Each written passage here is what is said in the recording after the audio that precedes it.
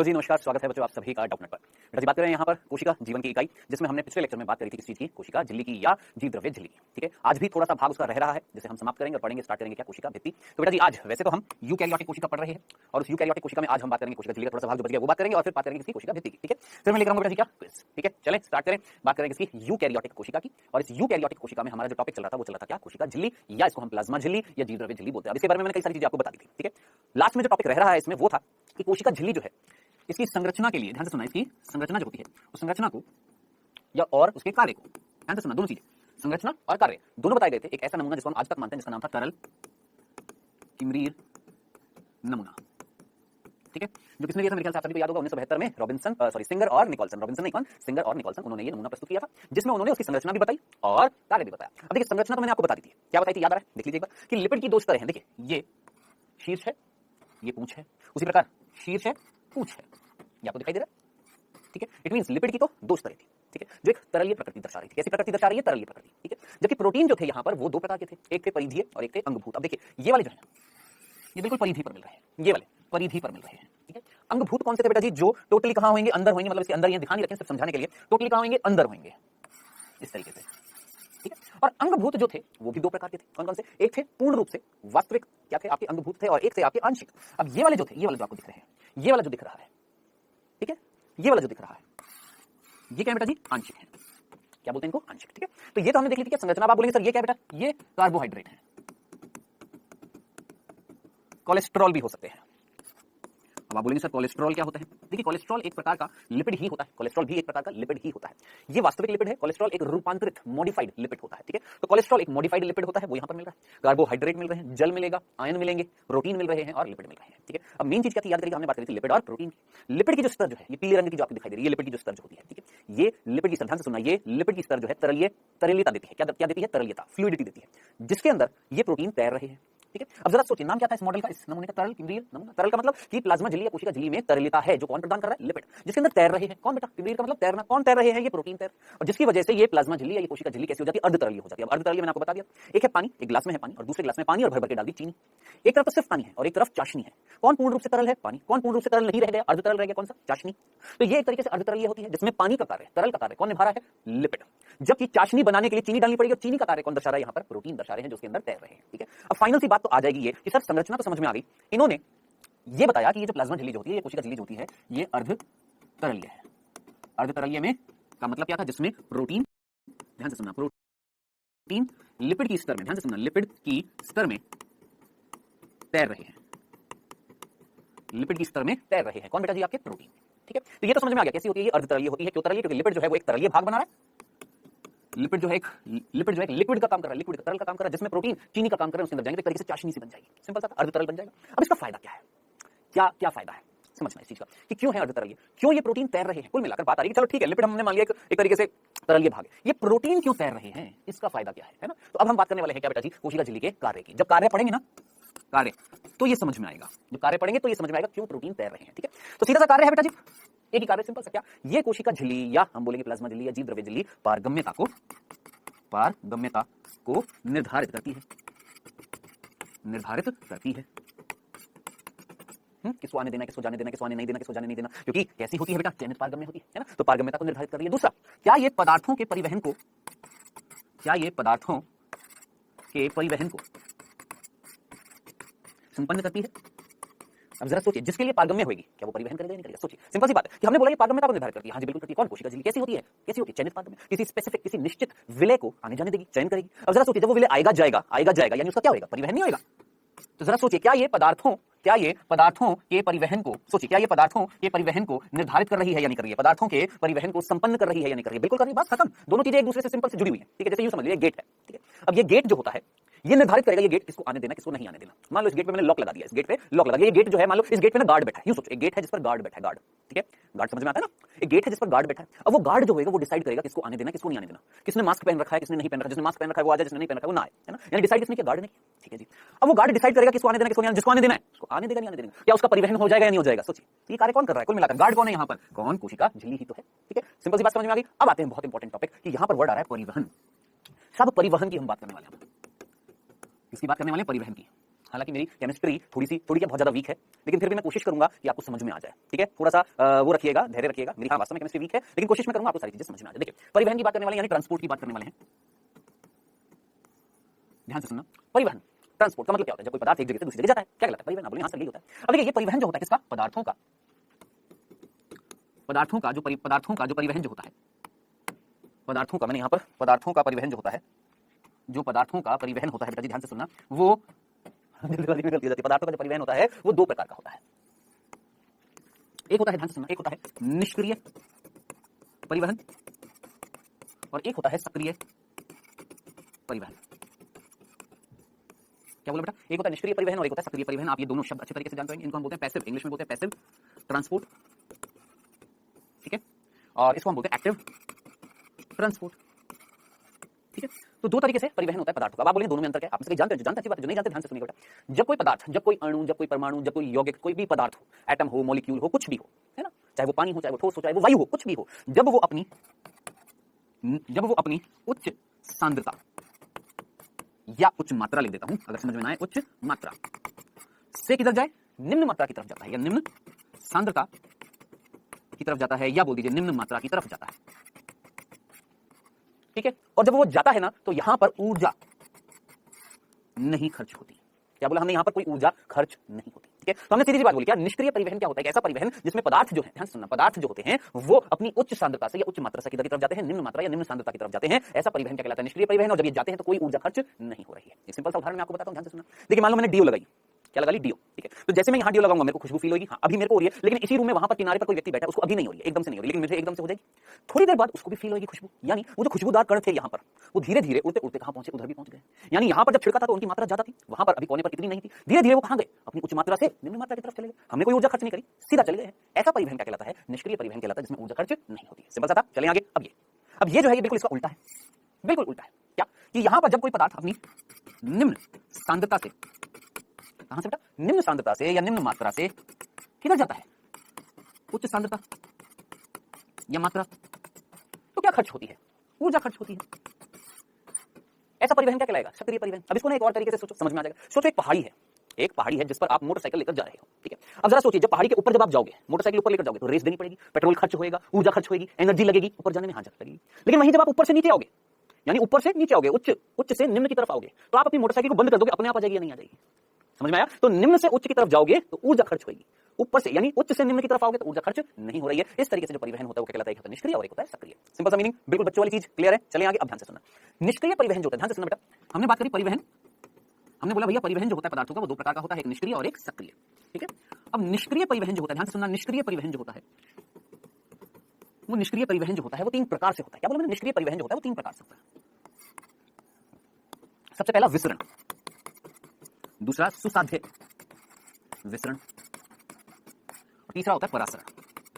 जिन बच्चों को नहीं पता है कृपया करके ध्यान से सुनना, विसरण, सुसाध्य विसरण और परासरण, ये तीन प्रक्रियाएं जो होती है, कान खोलकर सुनिएगा, ये जो तीन प्रक्रियाएं जो होती हैं, जो भी मैं आपको बताने वाला हूं, ये तीनों प्रक्रियाएं जो होती है, इनमें परिवहन होता है पदार्थों का। ठीक है, और कहां से कहां होएगा? सोचो, निष्क्रिय की बात कर रहा हूं, कहां से कहां होएगा? उच्च मात्रा से या उच्च सांद्रता से निम्न की तरफ, और यहां पर ऊर्जा खर्च नहीं होगी। ठीक है, तो कुल मिलाकर अगर मैं आपसे ओवरऑल बात करूं तो चार प्रकार से चार प्रक्रियाएं होती हैं। एक तरीके से मैं बोलूं चार प्रक्रिया, बोलेंगे कैसे चार? देखिए, विसरण, सुसाध्य विसरण, परासरण, ये तीनों कैसी होती हैं? निष्क्रिय परिवहन दर्शाती हैं ये तीनों। और बाकी सक्रिय परिवहन को स्पेसिफिक नाम नहीं है, बस हम बोलते हैं सक्रिय परिवहन, जहां पर कोई पदार्थ अपने निम्न से उच्च मात्रा की तरफ जाता है ऊर्जा खर्च करके। अब मुझे यहां पर इन चारों के बारे में, कौन? फर्स्ट, सेकंड, थर्ड और फोर्थ, इनके बारे में बताना है। क्यों? क्योंकि मैं कोशिका झिल्ली की बात कर रहा था। कोशिका झिल्ली परिवहन करने देती है, कोशिका झिल्ली चयनित पारगम्य होती है, कोशिका झिल्ली विसरण भी करने दे सकती है, सुसाध्य विसरण भी करने दे सकती है, परासरण भी करने दे सकती है और सक्रिय परिवहन भी करने दे सकती है। समझ में आया? क्या क्या बोला? कि जो कोशिका झिल्ली होती है वो इन तीनों प्रक्रिया को दर्शा सकती है। चलें आगे। अब एक एक करके हम बात करते हैं। सबसे पहले हम बात करते हैं साहब विसरण की। आइएगा, विसरण। बेटा जी, विसरण को हम नॉर्मली इंग्लिश में बोलते हैं डिफ्यूजन। क्या बोलते हैं? डिफ्यूजन। ठीक है, हमने बोला देखिएगा, ये मान लेते कोशिका झिल्ली है और इस कोशिका झिल्ली में क्या है बेटा? ये मान लो प्रोटीन है, ये कौन है? प्रोटीन है, और बाकी जो बचा हुआ भाग है वो मान लेते सारा का सारा लिपिड है। इतना तो थोड़ा सा तो कॉमन सेंस लगा लेंगे ना। ये झिल्ली है, कोशिका झिल्ली है, इसके अंदर ये जो मैंने गोल गोल बनाए हैं जानबूझकर दिखाने के लिए, ये है मान लेते हैं प्रोटीन, और बाकी जो बचा हुआ भाग है वो मान लेते हैं लिपिड है। ठीक है, अब देखना, मैंने आपसे बोला ध्यान से देखना, ये एक पदार्थ है, ये एक क्या है? पदार्थ है। मान लेते हैं ये हार्मोन है। ये तो नाम सुना है ना सभी ने, ऐसा कोई बच्चा नहीं होगा जिसने ये नाम नहीं सुना हो। नीट की तैयारी कर रहे हो भाई, हार्मोन नाम तो सुना होगा ना, है ना? ये हार्मोन है। ठीक है, और ये जो हार्मोन जो मैंने यहां पर बनाए हैं, इन हार्मोन्स को यहां से जाना है, यहां इधर की तरफ जाना है। क्यों? क्योंकि हार्मोन्स की, इन हार्मोन्स की जो लाल रंग से दिख रहे हैं इनकी सांद्रता यहां ज्यादा है, यहां कम है, तो ये अपनी उच्च सांद्रता से निम्न सांद्रता की तरफ जाने वाले हैं। ठीक है, अब इधर देखना, ये जो हार्मोन होते हैं, ध्यान से सुनना बेटा, हार्मोन जो होते हैं वो दो प्रकार की प्रकृति के होते हैं। हार्मोन जो होते हैं दो प्रकार की प्रकृति के होते हैं। टफ ना पड़ जाए इसलिए आराम से तसल्ली से समझा रहा हूं। एक होते हैं बच्चों, याद रखना, एक होते हैं लिपिड में घुलनशील। क्या होते हैं? लिपिड में घुलनशील। और एक होते हैं जल में घुलनशील। क्या बोला? ध्यान से सुनना, दो प्रकार के होते हैं हार्मोन्स, एक वो जो लिपिड में घुल सकते हैं और एक वो जो जल में घुल सकते हैं। ठीक है, अब सोच समझकर मुझे बताइएगा, इस झिल्ली में, इस कोशिका झिल्ली में क्या मिल रहा था मैक्सिमम? जल के लिपिड? कॉमन सेंस लगाएं, सोचिए, जल बहुत सारा मिल रहा था कि लिपिड बहुत सारा मिल रहा था? ऑब्वियस सी बात है, लिपिड बहुत सारा मिल रहा है ना। ठीक है, अब थोड़ा सा सुनना, समझना, देखना, मैंने बोला ये जो हार्मोन आपको दिखाई दे रहे हैं, ये वाले, ये लाल वाले जो हैं, मान लो ये हैं लिपिड में घुलनशील, लिपिड में घुलनशील है ये। ठीक है, अब जरा सोचिए, ये जब यहां से यहां जाएंगे तो बीच में क्या आ रही है? झिल्ली, और उस झिल्ली में क्या है? लिपिड है या नहीं है ना? तो जरा सोचिए, सीधा इस झिल्ली में घुलकर आगे चले जाएंगे या नहीं चले जाएंगे? आराम से चले जाएंगे, कोई प्रॉब्लम नहीं आएगी। क्यों? क्योंकि ये किसमें घुल सकते हैं? लिपिड में घुल सकते हैं। लिपिड बहुत भरपूर मात्रा में मिल रहा था, घुलेंगे और सीधा चले जाएंगे, कोई रुकावट नहीं आई, कोई दिक्कत नहीं आई। ठीक है, अब आगे बढ़ने से पहले जरा सोचिए, क्या मैंने आपको दो शब्द बताए थे, तेल और वसा? बताएं, तेल और वसा बोला था ना? तेल भी क्या है? लिपिड है। वसा भी क्या है? लिपिड है, बोला था ना? अब जरा सोचो, मान लो ये लिपिड में घुलनशील है, मान लो ये तेल है, मान लो ये किसके अणु है? ये क्या है? ये हार्मोन जो है, मान लो तेल है, और जो कोशिका झिल्ली है उसमें भी लिपिड है और वो भी मान लो तेल है। अब आप मुझे बताएं, क्या तेल तेल में घुल सकता है? नहीं घुल सकता? बोलिए बिल्कुल घुल सकता है सर। तेल को अगर आप तेल में डालोगे तो वो मिक्स हो जाता है। हाँ, मिक्स हो जाता है, लेकिन थोड़ा सा कॉमन सेंस लगाएं, तेल में जब आप पानी डालते हो घुलता है? आप बोलेंगे नहीं। इट मींस ऐसे हार्मोन जो लिपिड में घुलनशील है, ऐसे हार्मोन जो मैंने यहां पर दिखाए हैं, ये वाले, ये सारे के सारे, ये लिपिड में घुलनशील थे, आएंगे कोशिका झिल्ली में लिपिड में घुलकर आगे की तरफ प्रस्थान कर लेंगे, कोई प्रॉब्लम ही नहीं आएगी, आराम से चले जाएंगे। तो ऐसी प्रक्रिया जिसमें किसी की जरूरत नहीं है, बस कोई पदार्थ, कोई भी पदार्थ, कोई अणु, परमाणु, यौगिक आदि अपनी उच्च मात्रा से निम्न मात्रा की ओर जाता है, उस प्रक्रिया को हम क्या बोलते हैं? सामान्य विसरण या सिंपल विसरण। या तो सिंपल क्या बोलो, विसरण, या बोलो सामान्य विसरण। ठीक है, बताइए, यहां पर किसी की जरूरत पड़ी ले जाने के लिए? नहीं, किसी की जरूरत नहीं पड़ी, सीधा घुलकर आगे बढ़ लिए, चल। लेकिन अब जरा सोचिए, ये क्या लिखा? ये हार्मोन, एक और भी तो होते हैं, एक और प्रकार के हार्मोन जो जल में घुलनशील होते हैं। किसमें घुलनशील होते हैं? जल में। यानी ऐसे हार्मोन जो जल में घुलेंगे। किसमें घुलेंगे? जल में। अब जरा सोचिए, जल लिपिड में घुल सकता है? नहीं। जल तेल में घुल सकता है? नहीं। तो जरा सोचिए, ऐसे फिर से बना रहा हूं ताकि समझ में आ जाए। ये कौन है? प्रोटीन। इधर कौन है? लिपिड।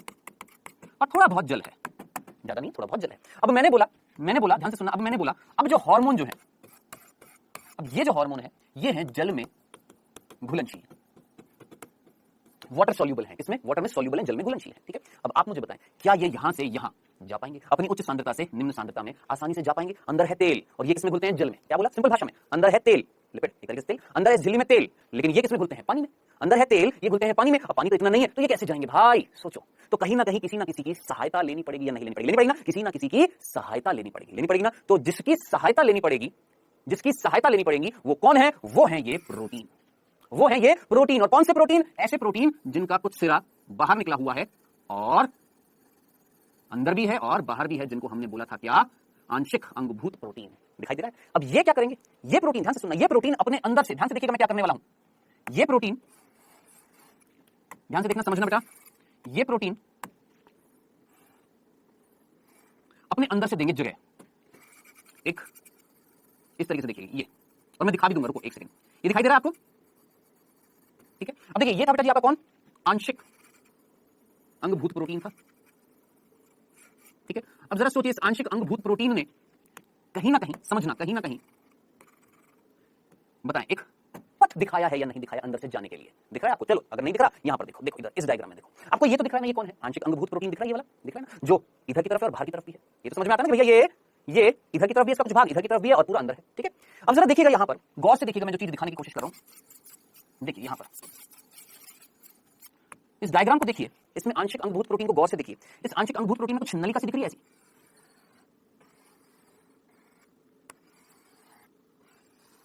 दिख रही है, ये जगह जाने के लिए दिख रही है ना, ये खाली जगह जो होते हैं, इनको छिद्र बोला जाता है, जो इन प्रोटीन में मिलते हैं। अब आप मुझे बताएं, क्या मैं ये बोल सकता हूं कि वे पदार्थ, ध्यान से सुनना, वे पदार्थ जो जल में घुलनशील हैं, जो किसमें घुलनशील हैं? जल में घुलनशील हैं, ऐसे पदार्थ सीधा अपने आप तो जा नहीं सकते थे, अपने आप तो सीधा घुलकर जा नहीं सकते थे। इन पदार्थों को यहां से यहां जाने के लिए किसी की सहायता लग रही है या नहीं लग रही है, या किसी की सहायता लेनी पड़ रही है या नहीं लेनी पड़ रही है? किसी सहायता लेनी पड़ रही है, इन प्रोटीन की लेनी पड़ रही है। ऐसे प्रोटीन, ध्यान से सुनना, ऐसे आंशिक अंगभूत प्रोटीन को हम बोलते हैं, याद रखना, वाहक प्रोटीन।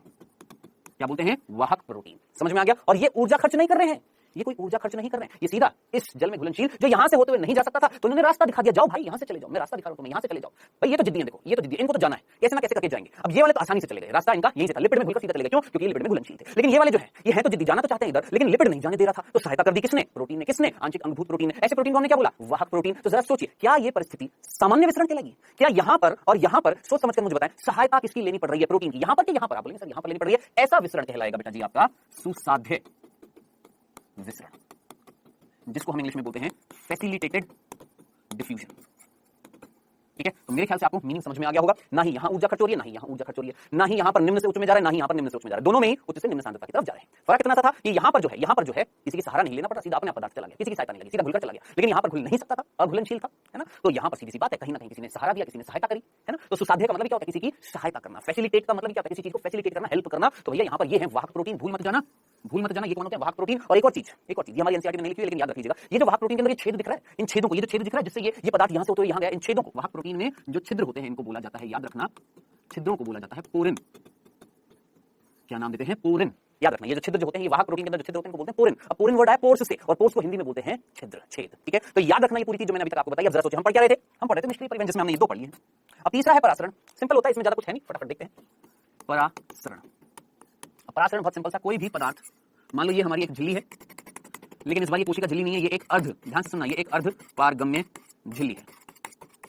कौन सी झिल्ली है? अर्ध पारगम्य। ठीक है, अच्छा एक चीज मेरे से हल्की सी मिस्टेक होगी, मैंने ये बोल दिया कि जो हमारी कोशिका झिल्ली होती है वो चारों कार्य करती है। नहीं, चारों नहीं करती है, ये कर सकती है, ये वाला कार्य कर सकती है, ये नहीं करती है, ये नहीं करेगी, ये कर सकती है, ये नहीं करती है। आप बोलेंगे क्यों? ये क्यों नहीं करती है? बता रहा हूं, तसल्ली रखना। ये इसलिए नहीं करती है क्योंकि परासरण जो होता है वो हमेशा किससे होता है? अर्ध पारगम्य झिल्ली से। जबकि सोचिए, मैंने क्या बोला? परासरण हमेशा किससे होगा? अर्ध पारगम्य झिल्ली। जबकि कोशिका झिल्ली कैसी होती है? चयनित पारगम्य। आया समझ में? आया? मीनिंग क्लियर है? ये चीज क्लियर है? तो बेटा जी कोशिका झिल्ली जो होती है इन चारों परिवहन में से कौन सा परिवहन दिखाती है? निष्क्रिय में कौन सा? विसरण, सुसाध्य विसरण, और सक्रिय परिवहन दर्शाती है। निष्क्रिय का परासरण नहीं दर्शाती है। क्यों? क्योंकि परासरण हमेशा, याद रखना, किससे होता है? अर्ध पारगम्य झिल्ली से। जबकि हमारी जो कोशिका झिल्लियां होती हैं वो कैसी होती है? चयनित पारगम्य। ठीक है, चलिए आगे, कंफ्यूजन तो नहीं था। अब परासरण होता क्या? परासरण को इंग्लिश में बोलते हैं ऑस्मोसिस।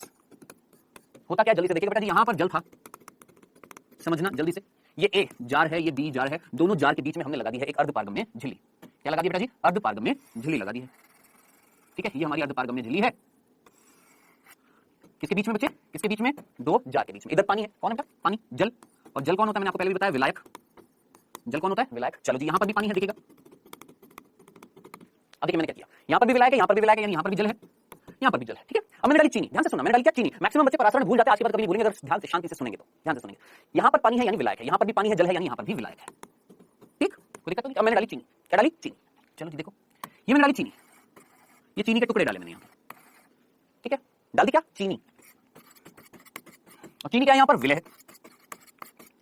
अब आप मुझे बताइए, यहां पर अगर मैं चीनी इतनी सी डाल रहा हूं, केवल 5 दिख रहे हैं ना आपको चीनी का, कितने डाले? 5।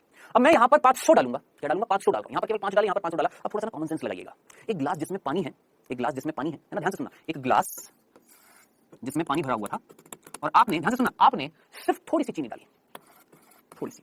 और एक ग्लास जिसमें पानी उतना ही भरा हुआ था, जिसमें पानी उतना ही भरा हुआ था, लेकिन भर भर के आपने चीनी डाल दी। अब आप मुझे बताएं चाशनी कहां बनेगी? बताएं बताएं बताएं, चाशनी कहां बनेगी? यहां बनेगी ना। अब थोड़ा सा एक चीज बस इतनी सी सोच लेना, ये चीनी क्या करेगी? ये चीनी बेटा पानी में जब घुलेगी तो पानी को एब्जॉर्ब कर लेगी, पानी को अवशोषित कर लेगी। कौन? चीनी कर लेगी। अब पानी को जब वो एब्जॉर्ब कर लेगी, पानी को अवशोषित कर लेगी, तो जरा सोचिए पानी की मात्रा कम हो जाएगी या नहीं हो जाएगी? और अगर पानी की मात्रा अगर कम हो जाएगी तो दिमाग लगाएं, ये जो गिलास जो है इसमें जो चाशनी बनेगी वो इस तरीके से जब गाढ़ी हो जाएगी तो पानी का स्तर कम हो जाएगा नहीं हो जाएगा? बस इतना सा सोचना। अगर एक गिलास जिसमें मैंने चीनी ना के बराबर डाली है, 1-2 दाने डाल दिए, और एक गिलास जिसमें भर के मैंने चीनी डाल दी है, तो पानी का स्तर कम नहीं हो जाएगा? वो चीनी किसको एब्जॉर्ब कर लेगी? पानी को। कर लेगी नहीं कर लेगी? गाढ़ी हो जाएगी या नहीं हो जाएगी? तो चाशनी बन जाएगी नहीं? जब चाशनी बन जाएगी तो पानी का स्तर कम नहीं हो जाएगा, क्योंकि चीनी ने जल को क्या कर लिया? अवशोषित कर लिया, है ना। अब आप मुझे बताइए, यहां पर अगर मैं भर भर कर अगर मैं चीनी डाल दूंगा, भर भर कर चीनी डाल दूंगा, चलो डाल भी देता हूं, भर भर कर अगर मैं चीनी डाल दूंगा, तो सोच समझ कर मुझे बताना, यहां पर जल की मात्रा कम हो जाएगी कि नहीं हो जाएगी? सोचना, जल की मात्रा कम हो जाएगी या नहीं हो जाएगी? आप बोलेंगे हां सर जल की मात्रा हो जाएगी कम। हो जाएगी कि नहीं हो जाएगी? आप बोलेंगे हां सर बिल्कुल हो जाएगी, हो जाएगी। जल की मात्रा हो जाएगी कम, क्योंकि भर भर के क्या डाल दिया? चीनी। अब जरा दिमाग लगाना, चीनी यहां पर भी है, और चीनी क्या है? विलय है। चीनी यहां पर भी है, चीनी यहां पर भी है, यहां पर भी विलय है, विलय यहां पर भी है, लेकिन विलय की मात्रा कहां ज्यादा है? आप बोलेंगे सर ए जो था ना जार, उसमें विलय की मात्रा कम है, चीनी यहां कम है, जबकि यहां पर चीनी यानी विलय की मात्रा है ज्यादा, है ना। अब आप मुझे बताएं, बस इतना सा कंसेप्ट मैं आपसे पूछने वाला हूं, क्या ये दो जार समझ में आ गए आपको? ए जार जिसमें पानी था, बी जार उसमें भी पानी था, दोनों में पानी बराबर था। वापस रिपीट कर रहा हूं, ए जार जिसमें पानी था, बी जार उसमें भी पानी था, पानी दोनों में बराबर था। यहां पर थोड़ी सी चीनी डाली, यहां पर पूरा बोरा डाल दिया, मान लेते हैं इसका चीनी का, वो चीनी घुल जाएगी पानी में, तो पानी का स्तर कम हो जाएगा। चीनी ने किसको अवशोषित कर लिया? चीनी ने पानी को अवशोषित कर लिया, पानी में घुल गई है, तो पानी का स्तर हो जाएगा कम। और पानी का स्तर अगर कम हो गया तो अब आप मुझे बताएं विलायक कहां ज्यादा है, यहां ज्यादा है जल कि यहां ज्यादा है जल? अब सोचो, यहां पर विलायक क्या है? ज्यादा है, और यहां पर विलायक अब क्या हो गया? कम हो गया। हो गया नहीं हो गया? क्यों कम हो गया? क्योंकि भर भर के क्या डाल दिया था? विलय डाल दिया था। समझ में आया? अब मुझे इतनी सी बात, बस इतनी सी बात बता दो, क्या मैंने आपको पारगम्य, अर्धपारगम्य, चयनित पारगम्य, अपारगम्य झिल्लियां बताई थी? याद करिए बताई थी? क्या मैंने आपको अर्धपारगम्य झिल्ली नहीं बताई थी? बताई थी। मुझे बताओ अर्धपारगम्य झिल्ली केवल और केवल किसको आने जाने दे सकती है? सोचो, केवल किसको आने जाने दे सकती है? सोचो। अगर आप आंसर सही देंगे इट मींस आप सीरियसली पढ़ रहे हैं, अगर आप आंसर गलत देंगे इट मींस आपकी पढ़ाई सही से नहीं हो रही है। देख लो आप, ठीक है? बताएं मुझे अर्धपारगम्य झिल्ली केवल किसके लिए पारगम्य होती है? केवल विलायक को जाने देती है। याद रखना, केवल विलायक के लिए पारगम्य होती है, यानी जल के लिए पारगम्य होती है, विलय को आने जाने नहीं देती है। थोड़ा सा कॉमन सेंस लगाओ। परासरण पढ़ रहे हैं, और परासरण किसका प्रकार है? सोचो, परासरण किसका प्रकार है? कैसा है? निष्क्रिय परिवहन होता है। निष्क्रिय परिवहन का मतलब जब कोई पदार्थ कहां से कहां जाएगा? अपनी उच्च मात्रा से निम्न मात्रा में बिना ऊर्जा खर्च किए। अब आप मुझे बताओ यहां पर क्या परासरण होगा? हाँ होगा। कौन जाएगा ए से बी में, बी से ए में? कौन जाएगा? भैया आप बोलो बीच में जो झिल्ली है वर्धपारगम्य झिल्ली केवल किसको जाने देगी? विलायक को। अब आप मुझे बस आंसर बता दो, विलायक ए से बी में जाएगा कि बी से ए में जाएगा? बस सोचो। परासरण एक प्रकार का निष्क्रिय परिवहन है, और निष्क्रिय परिवहन में कोई भी पदार्थ कहां से कहां जाता है? अपनी उच्च मात्रा से निम्न। ये झिल्ली केवल विलायक को जाने देगी। अब विलायक कहां से कहां जाएगा? अपनी उच्च मात्रा से निम्न, क्योंकि ये परासरण निष्क्रिय परिवहन होता है। अब जरा सोचिए, विलायक जाएगा कहां से कहां जाएगा? ए से बी की, बी से आप सीधा बोलेंगे सर ए से बी की तरफ जाएगा। पानी जो है ए से बी की तरफ जाएगा। क्यों? क्योंकि जल यानी विलायक की यहां पर मात्रा है ज्यादा, यहां पर मात्रा है कम, तो विलायक यहां से यहां जाएगा। यही होता है क्या? परासरण। अब बताओ, क्या आज के बाद भूलोगे? नहीं, कतई मत भूल जाना इस चीज को। किसको बेटा जी? परासरण को। ठीक है, याद रख लेना इस चीज को। मैंने पूरा कंसेप्चुअली बताया है ताकि आज के बाद कभी ना भूलो। ठीक है, चले आगे। केमिस्ट्री समझ में आ रही है? जितनी मेरे को आती है मैं उसी हिसाब से बता रहा हूं। देखो बेटा, अगर आपको लगे मेरे को नहीं आती तो प्लीज माफ करिएगा। मेरे को जितनी आती है ना, क्योंकि केमिस्ट्री का भाग होता है, रसायन विज्ञान का भाग होता है, जितनी आती है मैं उतनी बता रहा हूं। नहीं समझ में आए तो कृपया करके माफ करना। केमिस्ट्री वाले सर और अच्छे तरीके से बता देंगे, लेकिन जितना मुझे आता है मैंने आपको बता दिया। ये है परासरण, ये था सुसाध्य विसरण, ये था विसरण, और ये तीनों थे आपके क्या? निष्क्रिय परिवहन। ठीक है, अब बात करते हैं इसकी सक्रिय परिवहन की। आइए, चौथा सक्रिय परिवहन, जिसको हम इंग्लिश में क्या बोलते हैं? Active transport. ध्यान से सुनिएगा, ध्यान से सुनना, समझना जो चीज मैं आपको बताने वाला हूं। देखिए, मैंने इंग्लिश में भी नाम लिखा परासरण, ऑस्मोसिस, सुसाध्य विसरण, फैसिलिटेटेड डिफ्यूजन, विसरण, डिफ्यूजन। मैं देखना चाह रहा था कि मैं इंग्लिश में लिखा नहीं लिखा, हाँ जी लिखा हुआ है। ठीक है, अब देखिए सक्रिय परिवहन की हम बात कर रहे हैं। ये तो समझ में आ गया सर, यहाँ पर ऊर्जा खर्च होने वाली है, पदार्थ जो है अपनी निम्न सांद्रता से उच्च में जाने वाला है। ठीक है, अब देखिए ये एक झिल्ली है। ठीक है, इस झिल्ली में क्या है भैया? प्रोटीन है। ठीक है, अब ये जो मैंने बनाए हैं ये प्रोटीन है। इसमें कुछ एक अलग सा हटके प्रोटीन दिख रहा है आपको? ये आप बोलेंगे हाँ सर ये भी प्रोटीन है बेटा, सिर्फ अलग सा हटके दिखाने के लिए। ये जो प्रोटीन मैंने आपको दिखाया, इनको मैं प्रोटीन को बोल रहा हूं वाहक प्रोटीन। जरा आंसर दीजिए, वाहक प्रोटीन कौन सी प्रक्रिया में शामिल थे? कौन सी प्रक्रिया में शामिल थे? जरा सोचिए, अभी मैंने आपको बताया था वाहक प्रोटीन कौन सी प्रक्रिया में शामिल थे? सुसाध्य विसरण। ये प्रोटीन देखा कुछ अलग सा दिखाया ना, कुछ बताने वाला हूं, ध्यान से सुनना। देखिए यहां पर मान लेते हैं अब कोई पदार्थ है, उसको यहां से यहां जाना है। कहां से कहां जाना है बेटा जी? मान लेते हैं ये जगह ए है, ये जगह बी है। ए से बी की तरफ जाना है। कहां जाना है? ए से बी की तरफ जाना है। बीच में आ गई झिल्ली, और इस झिल्ली में है क्या? लिपिड, लिपिड और प्रोटीन। ठीक है, अब मान लेते हैं ये पदार्थ जो है, अब यहां पर ना जरूरत नहीं हमें लिपिड में घुलनशील या जल में घुलनशील, यहां पर कोई मतलब ही नहीं है। चाहिए लिपिड में घुलनशील हो, आप बोलेंगे सर लिपिड में घुलनशील हो तो चला जाएगा। भैया निम्न सांद्रता से उच्च में जाना है, निम्न से उच्च में जाना है, निम्न से उच्च में जाना है, निम्न से उच्च में जाना, क्या खर्च करनी पड़ेगी? ऊर्जा। कौन करेगा? मान लो ये जल में घुलनशील है, फिर भी जाना कहां से? निम्न से उच्च में जाना है, क्या करनी पड़ेगी? खर्च करनी पड़ेगी ऊर्जा। कौन करेगा? है ना, यही पूछेंगे ना कि ये तो समझ में आ गया कि सर सक्रिय परिवहन है, जहां पर कोई पदार्थ निम्न मात्रा या सांद्रता से कहां जाएगा? उच्च मात्रा या सांद्रता की तरफ जाएगा। लेकिन जाते हुए अपने आप तो जा नहीं पाएगा। खुद थोड़ा सा कॉमन सेंस लगे, बहुत बेसिक सी चीज है। आपकी मोटरसाइकिल अपने आप पहाड़ चढ़ सकती है क्या? आप मोटरसाइकिल पर बैठे हैं और पहाड़ी है ना, आपने मोटरसाइकिल चालू नहीं करी, क्या मोटरसाइकिल बिना चालू किए, बिना इंजन चलाए, बिना पेट्रोल जलाए, बिना रेस दिए क्या आप अपने आप ऊपर चले जाओगे? नहीं। लेकिन वहीं आप अगर पहाड़ी के ऊपर हो, आपने इंजन चालू नहीं किया, आपने बाइक का रेस नहीं दी, कुछ भी नहीं किया, फिर भी आप बैठे हो, अपने आप आ जाओगे या नहीं आ जाओगे? बस वही चीज है। क्या ये पदार्थ अपने आप जा सकते थे क्या? अपनी निम्न सांद्रता से उच्च सांद्रता की तरफ अपने आप आ सकते थे? नहीं।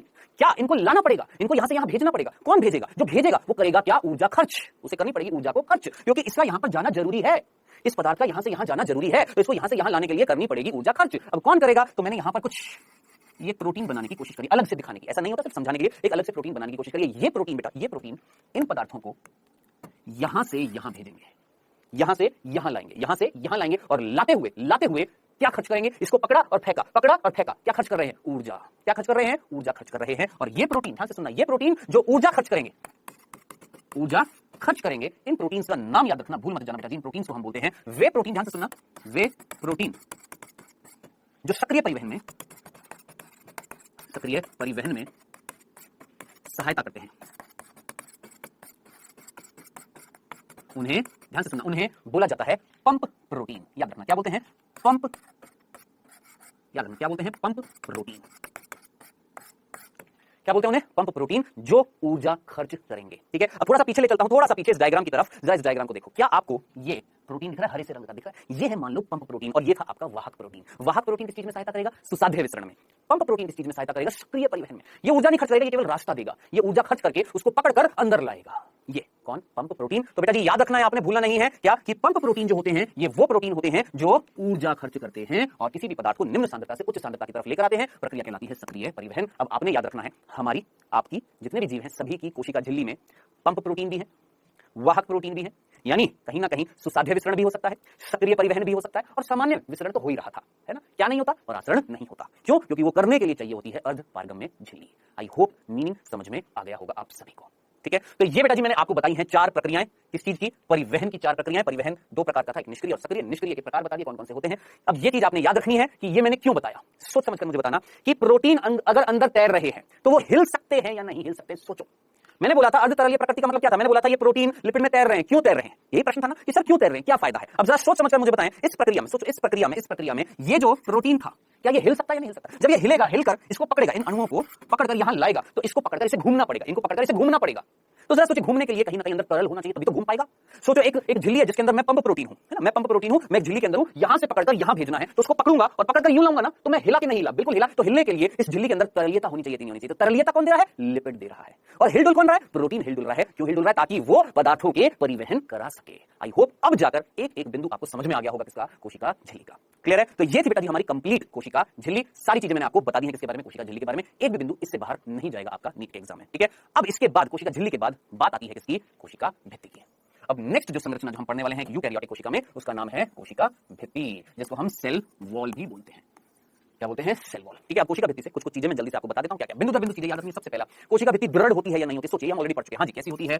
दृढ़ होती है। कैसी होती है? दृढ़ होती है, कठोर होती है, निर्जीव होती है। क्या ये मैंने आपको पहले भी बताया? जब हमने प्रोकैरियोटिक कोशिका पढ़ी थी तब भी बताया था, नहीं बताया था? हाँ बिल्कुल, दृढ़ कठोर निर्जीव आवरण होता है, जैसे हमने क्या बोला है? कोशिका भित्ति। अब ये बताने की जरूरत नहीं, बहुत बेसिक सी चीज है, छोटा सा बच्चा समझ जाएगा। किसके बाहर मिल रही है? कोशिका झिल्ली के बाहर मिल रही है। किसके बाहर मिल रही है बेटा? लिखो, लिख देता हूं, कोशिका झिल्ली के बाहर मिल रही है। ठीक है, समझ में आ गया?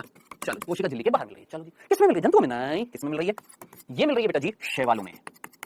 शैवाल नाम सुना? एल्गी बोलते हैं ना, और शैवालों का अध्ययन बोले तो नहीं है? याद है शैवालों का अध्ययन क्या था? याद करिए, फाइकोलॉजी, एल्गोलॉजी बताया था ना। शैवालों में मिल रही है। ठीक है, और किसमें मिल रही है बेटा जी? ये पादपों में मिल रही है, और ये कवक में मिल रही है। ठीक है, मुख्य रूप से इन जीवों में मिल रही है। कौन? कोशिका भित्ति। अब इनमें कोशिका भित्ति किस किस पदार्थों से बनी हुई है वो मैं बाद में बताऊंगा। अभी सिर्फ इतना सा कि दृढ़ होती है, कठोर होती है, निर्जीव आवरण होता है, कोशिका झिल्ली के बाहर मिलती है। किसमें मिल रही है? इन जीवों में मिलती है। कौन बेटा जी? कोशिका भित्ति। बताइए, सिंपल सी बात समझ में आ गई। चलें, 3 बिंदु क्लियर है। चौथा, सबसे पहले किसने, या मैं बोलूंगा खोज किसने करी कोशिका भित्ति की? सोचो सोचो सोचो सोचो सोचो, जल्दी से सोचो, कोशिका भित्ति की खोज किसने करी? खोज याद आ रहा है आपको? याद करिए। कोई मधुमक्खी का छत्ता था और उस मधुमक्खी के छत्ते में कुछ इस तरीके से धारियां दिख रही थीं। याद करिए, बताया था आपको। भूल गए होंगे, जो भूल गए हैं गलत बात है, जो नहीं भूले हैं अच्छी बात है। याद करिए, ये कोशिका थी, याद आ रहा है? किसने देखी थी? रॉबर्ट हुक ने देखी थी ना। अब रॉबर्ट हुक ने इन कोशिकाओं में क्या देखा था? क्या रॉबर्ट हुक ने जीवित कोशिका देखी थी कि मृत? कौन सी थी? मृत। और इन मृत कोशिकाओं में मात्र क्या चीज मिल रही थी? ये तो सोचो। क्या यहाँ पर जीव द्रव्य था? नहीं। कोशिका झिल्ली थी? नहीं। कोशिका द्रव्य था? नहीं। कोशिका द्रव्य में अंग थे? नहीं। केंद्र था? नहीं। कुछ भी नहीं था, केवल क्या थी? कोशिका भित्ति थी। कोशिका भित्ति थी। तो कृपया करके पुराने लेक्चर्स मत भूलिएगा। तो जरा सोचिए, अगर ये संरचना रॉबर्ट हुक ने सबसे पहले देखी, तो इस संरचना में सबसे पहले उन्होंने क्या देखा? कोशिका भित्ति देखी। तो यही तो बोला मैंने, खोज किसने करी है? रॉबर्ट हुक ने। खत्म, खल्लास, इतनी सी बात। क्या रॉबर्ट हुक ने सर्वप्रथम खोज करी किसकी? कोशिका भित्ति की। बता, इतनी सी बात समझ में आ गई है? कंफ्यूजन तो नहीं था? चलें आगे। अब आगे चलते हैं बेटा जी। 5वां बिंदु, कार्य क्या है? क्या क्या कार्य हैं कोशिका भित्ति के? सोचिए, कोशिका भित्ति के कार्य क्या हैं? क्या ये पहला कार्य, ध्यान से सुनना, क्या ये, ध्यान से सुनना, क्या ये यांत्रिक हानियों से बचाती है? यांत्रिक हानियों से बचाती है। अब आप बोलेंगे सर यांत्रिक हानियां क्या होती हैं? सपोज मान लेते हैं ये कोशिका है, मान लो ये कोशिका है, इसको मैंने मुक्का मारा, इसको हानि पहुंच सकती है? पहुंच सकती है। ऐसी हानि जो फिजिकली होती है ना, कुछ धक्का लगा, कुछ पदार्थ गिरा, कुछ पत्थर मार दिया, ऐसी हानियां क्या कहलाती है? यांत्रिक हानि, मैकेनिकल प्रेशर होते हैं। अब जरा सोचिए, ऐसी हानियों से बचाने का कार्य कौन कर रही है? कोशिका भित्ति कर रही है, नहीं कर रही? अब जरा सोचिए, आपको खींच के एक पत्थर मारा जाए हाथ पे, लगेगी, दर्द होएगा, भयंकर होएगा, होएगा ना? वहीं अगर आप पेड़ को मारते हैं, आपको नहीं पता उसको दर्द हो रहा है नहीं हो रहा, लेकिन आपको मारने पर कहीं ना कहीं त्वचा पर कुछ ना कुछ परिवर्तन होएगा, कुछ ना कुछ चेंजेस आ जाएंगे, है ना? क्योंकि हमारे अंदर कोशिका भित्ति नहीं मिल रही जो हमें प्रोटेक्ट कर सके, सुरक्षा दे सके। लेकिन वहां तो मिल रही है ना, जो उसको उन बाहरी आघातों से बचाएगी। क्या बोला मैंने? बाहरी आघातों से बचाती है। कौन बेटा जी? कोशिका भित्ति। दूसरा बेटा जी, एक दृढ़ कठोर आवरण होता है, तो ये संक्रमण से भी बचाता है। किससे बचाती है बेटा? संक्रमण से। अब जरा सोचिए, कोई रोगाणु है, रोगाणु जिससे रोग होता है, कोई रोगाणु है, जाने की कोशिश कर रहा है पादप में, पादप कोशिका में जाने की कोशिश कर रहा है, तो कोशिका भित्ति जो है उसको जाने से रोकती है। लेकिन कई बार परिस्थिति ऐसी हो जाती है कि रोगाणु उस कोशिका भित्ति को चीरकर भी चला जाता है। लेकिन अगर हम बोले क्या रोकने की कोशिश करती है? हाँ बिल्कुल करती है मेरे भाई, यानी संक्रमण से बचाने की कोशिश करती है। कौन? कोशिका भित्ति। ठीक। तीसरा, बताइए, ये तो मैं आपको ऑलरेडी बता चुका हूं। क्या कोशिका भित्ति आकार बनाए रखती है? आप बोलेंगे हाँ सर, आकार बनाए रखती है। सोचिए, आकृति बनाए रखती है? हाँ बिल्कुल बनाए रखती है, बिल्कुल बनाती है। ठीक है, आखिरी और सबसे इंपॉर्टेंट कार्य, क्या ये, ध्यान से सुनना, क्या ये दो कोशिका के बीच में आपसी संपर्क बनाती है? क्या बोला, वापस सुनना, क्या बोला? ये दो कोशिका के बीच में आपसी संपर्क बनाती है। हाँ, दो ना लिखकर मैं बोलूंगा कोशिका के बीच में। अब आप बोलेंगे सर दो क्यों नहीं? आप दिमाग लगाएं, एक कोशिका है जिसके ऊपर भी कोशिका, नीचे भी कोशिका, इधर भी कोशिका, इधर भी कोशिका, तो सबसे संपर्क बना रखा है, तो दो कैसे बोलूं? तो मैं ये बोलूंगा, ये कोशिकाओं के बीच आपसी संपर्क बनाती है। अब आप बोलेंगे सर ये वाला समझ में नहीं आया, बाकी तो समझ में आ गया। मेरे को पता है, सिंपल सी बात है, बाहरी आघातों से बचाती है। कोई कठोर आवरण है जो बाहर की चीजों से बचाने की कोशिश करे, चलो ठीक है, कठोर आवरण है, अंदर रोगाणु को जाने से भी रोकने की कोशिश करेगा, बिल्कुल करेगा। कठोर है, सॉलिड है, मोटी है, जाने से रोकेगी। आकार बिल्कुल बनाए रखती है, बिल्कुल बनाए रखती है। ये वाली चीज समझ में नहीं आई होगी आपको, मेरे को पता है। कोशिकाओं के बीच आपसी संपर्क बनाती है। ठीक है, पहले तो ये समझना, जब कोशिकाओं के बीच में जो आपसी संपर्क बनता है ना, देखिएगा, ये देखिए, ये दो कोशिकाएं हैं, ठीक है, और ये इनकी कोशिका भित्ति थी, कोशिका भित्ति है। अब आप मुझे बताएं, दो कोशिकाओं के बीच में क्या संपर्क, इस परिस्थिति में मैंने दो कोशिका दिखाई है, दो से ज्यादा भी हो सकते हैं। सोचो, इसके ऊपर कोशिका हो, इसके इधर कोशिका हो, तो हम ये बोल सकते हैं कोशिकाओं के बीच में आपसी संपर्क कौन बैठा रही है? कोशिका भित्ति बैठा रही है, कोशिका भित्ति बना रही है। मैं इस परिस्थिति में दो कोशिका लेकर चल रहा हूं इस एग्जांपल में। ठीक है, अब देखिए, दो कोशिका के बीच में क्या संपर्क दिख रहा है? पुल दिख रहा है। पुल क्या करता है? दो जगह को जोड़ता है। ये पुल दिख रहा है आपको, ये ब्रिज दिख रहा है, इंग्लिश में बोलते हैं ब्रिज, हिंदी में बोलते हैं पुल। ये पुल दिख रहा है, दो कोशिकाओं को जोड़ता हुआ, इसे बोला जाता है, याद रखना, जीव द्रव्य तंतु। वर्ड याद रखना, बहुत इंपॉर्टेंट है, प्रश्न बनते हैं। क्या बोलते हैं? जीव द्रव्य तंतु, जिसे हम इंग्लिश में बोलते हैं प्लाज्मोडेस्मेटा। याद रखिएगा, क्या बोलते हैं? प्लाज्मोडेस्मेटा। तो प्लाज्मोडेस्मेटा, जिसको हिंदी में क्या बोला? जीव द्रव्य तंतु, जो दो कोशिकाओं के बीच में पुल का कार्य कर रहा था। और ये पुल जो है, ये जो ब्रिज जो है, ये जो संपर्क का साधन जो है, ये किसने बनाया? साहब, ये कोशिका भित्ति ने बनाया। अब थोड़ा सा इसका अकल का सहारा लो। कोशिका भित्ति क्या कर रही है? कोशिकाओं के बीच आपसी संपर्क बनाती है। ये लो जी, बना दिया कोशिका भित्ति, जो थी उसने आपसी संपर्क बना दिया। बना दिया कि नहीं बनाया? बिल्कुल बनाया। अब ये आपसी संपर्क जो बनाया है कोशिका भित्ति ने, इस संपर्क को, या ये जो संपर्क जो बन रहा है दो कोशिकाओं के बीच में, ये एक पुल के कारण बन रहा है। वो पुल किसने बनाया? इसी ने। किसने? कोशिका भित्ति ने। उस पुल का नाम है प्लाज्मोडेस्मेटा, जीव द्रव्य तंतु। खत्म, खलास, बस। तो आपसे ना नीट के पेपर में अगर कोई पूछे कि दो पादप कोशिकाओं, क्या दो पादप कोशिकाओं के बीच में जो संपर्क होता है, उसे क्या बोलते हैं? जीव द्रव्य तंतु या प्लाज्मोडेस्मेटा। किसने बनाया? कोशिका भित्ति ने बनाया, जो उसका एक कार्य था। पादप कोशिका, याद, जंतु नहीं, पादप कोशिका। क्या ये सिंपल से कार्य आपको सभी को समझ में आ गए हैं? चलें, कंफ्यूजन तो नहीं था? पक्का। अब आखिरी बिंदु, कितने बिंदु हो गए बेटा? 5। आखिरी बिंदु, छठा बिंदु, ध्यान से सुनना। मैंने अभी आपको बताया था कि कोशिका भित्ति किस में मिल रही है। आपने बोला सर शैवाल में। मैंने बोला ठीक है, ए भाग है, छठे बिंदु का पहला भाग शैवाल में मिल रही है। आपने बोला छठे बिंदु का बी भाग, और किसमें मिल रही है? आपने बोला सर पादपों में मिल रही है। मैंने बोला ठीक है, छठे बिंदु का, चलो यहीं पर बता देता हूं, सी भाग।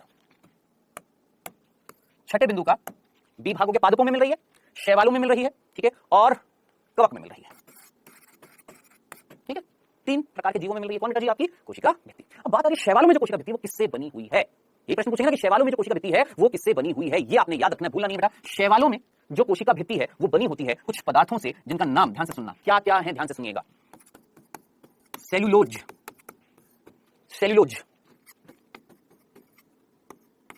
गैलेक्टन्स, क्या बेटा? Cellulose, galactans, mannans, calcium carbonate.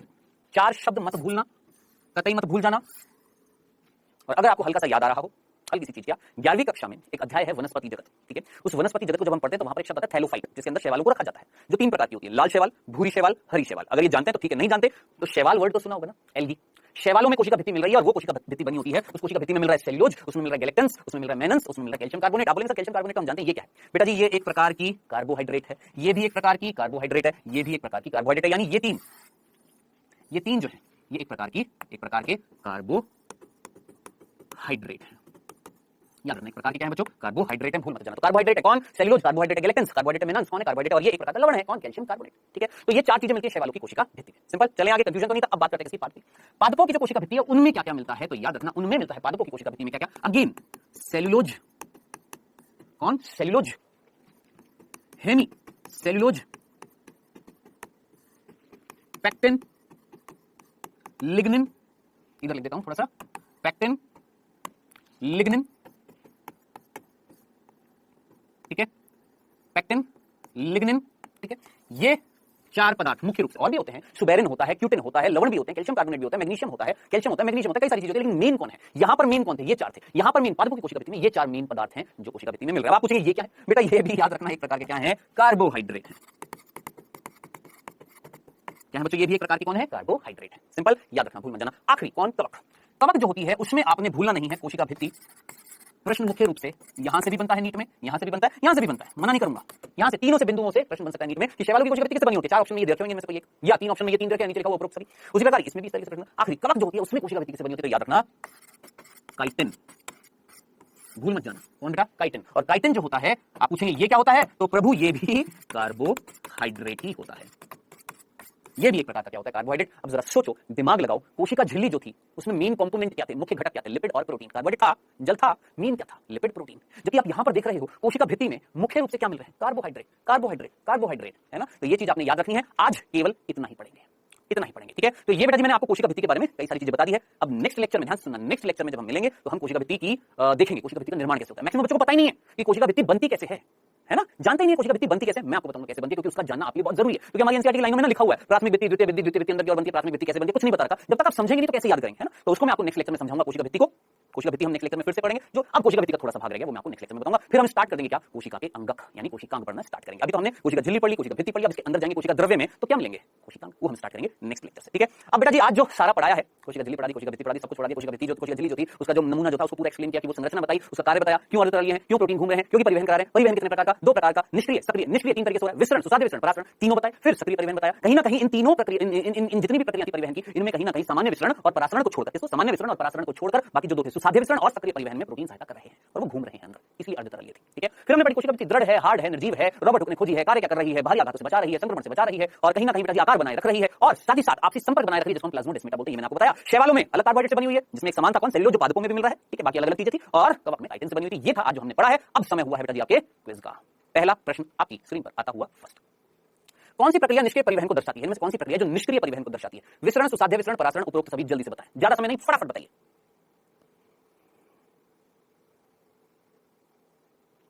Next question बेटा, सक्रिय परिवहन में आवश्यकता होती है, सक्रिय परिवहन में आवश्यकता होती है वाहक प्रोटीन की, पंप प्रोटीन की, दोनों ए और बी, या कोई नहीं। चलिए समय हुआ समाप्त, आइए डिस्कस करते हैं बेटा यहां पर। पहला प्रश्न था बच्चों हमारा यहां पर, कौन सी प्रक्रिया निष्क्रिय परिवहन को दर्शाती है। हमने बोला विसरण भी दर्शाती है, हाँ, सुसाध्य विसरण भी एक प्रकार का निष्क्रिय परिवहन, परासरण भी एक प्रकार का निष्क्रिय परिवहन। सीधा आंसर उपरोक्त सभी। अब वो बच्चे जो शुरुआत से लेकर अंत तक पूरा लेक्चर देख रहे हैं उन्होंने सही किया होगा, वेरी गुड। मैं थैंक यू नहीं बोलूंगा क्योंकि देखिए ये आपके फायदे की बात है, आप अगर पूरा लेक्चर देखोगे तो आपको फायदा होगा भाई, है ना।